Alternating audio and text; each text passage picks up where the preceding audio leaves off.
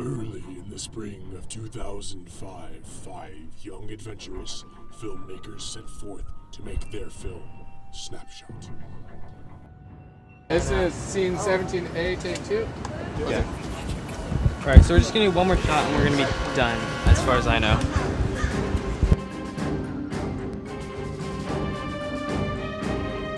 I was executive producer, and besides co-directing, I also wrote it, and then I had my hand in all of the post-production aspects, mostly editing. In fact, we had quite an ordeal editing it, but we got it done. I kind of like to have my hand in a bunch of different things. 2 days before we were shooting, Jeff and I went to, well, at least tried to go to the locations. Mitchell gave us some wrong directions and told us to go left. And so we went left off the freeway for like 20 minutes, and we couldn't find any of the streets we were supposed to be looking for.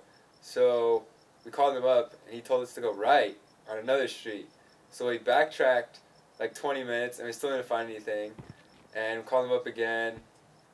He's like, I don't know where you guys are. You should have been there by now. And then we're like, oh, we just turned into Sunset. And he's like, Sunset? It doesn't turn into Sunset.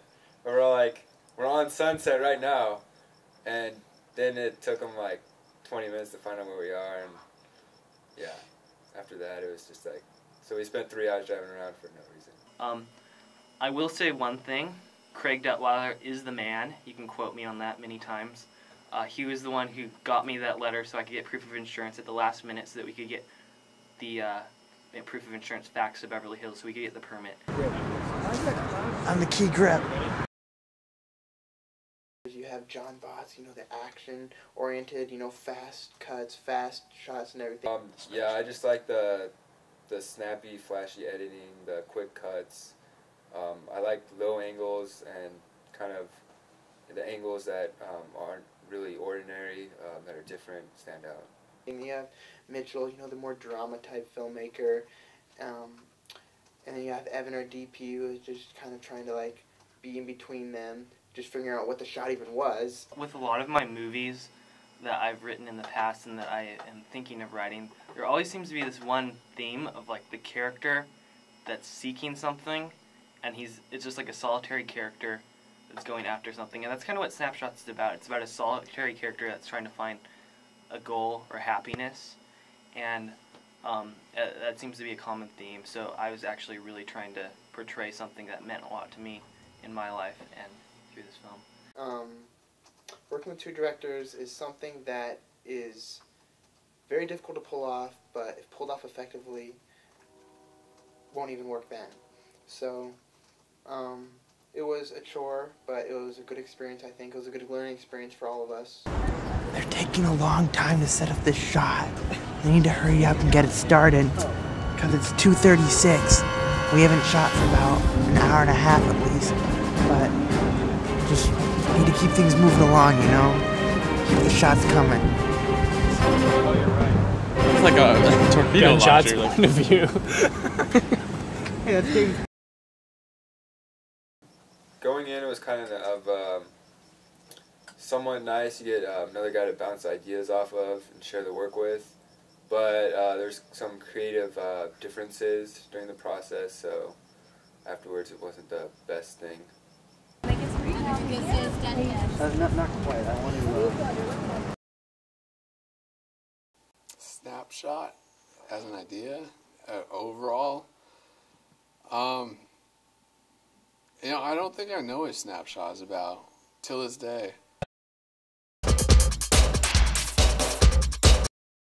Well, I never actually saw a storyboard or the script for that matter. So filming was kind of interesting for me. It was more like on the spot, let's do it, which is a very interesting artistic approach to making a film. That's what we did. We made a vow not to sleep until the film festival due.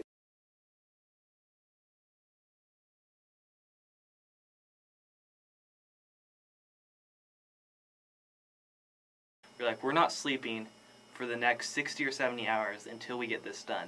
And we didn't. We worked through, we edited it, we were in the production center pretty much all day except for classes and work from Wednesday to Friday. It was quite an ordeal. Matt had several cups of coffee. He almost committed suicide a couple of times. We had to take some sharp objects and rope away from him. Okay, so basically, you know, we worked on it. 50 hours later, we turned it in. So I run over to Hope and I find Mitchell like just out of it in his bed, and I shake him, finally get him up, and I ask him, Mitchell, did you get the form in for the film festival? And it's, I don't know. He's really out of it. He's been up for like 60 hours, whatever. I was like, I'll print it out and show you it. So I print it out, run back. I was like, have you seen this sheet before? No, he'd never seen the form before. So I help him film out, kind of like hold his hand, get it, and I sprint back to the production center, out of breath, about to pass out, and I just see the box, like the lid going over, and I throw the form in. Got it. This film, if I could sum it up in one word, was perseverance. A good first effort, but definitely just a stepping stone.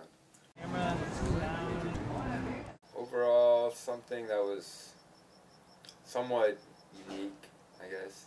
Something that you just don't see every day. Didn't really turn out that way, but... Dante, in one word, can you describe SnapShot? Oblivion.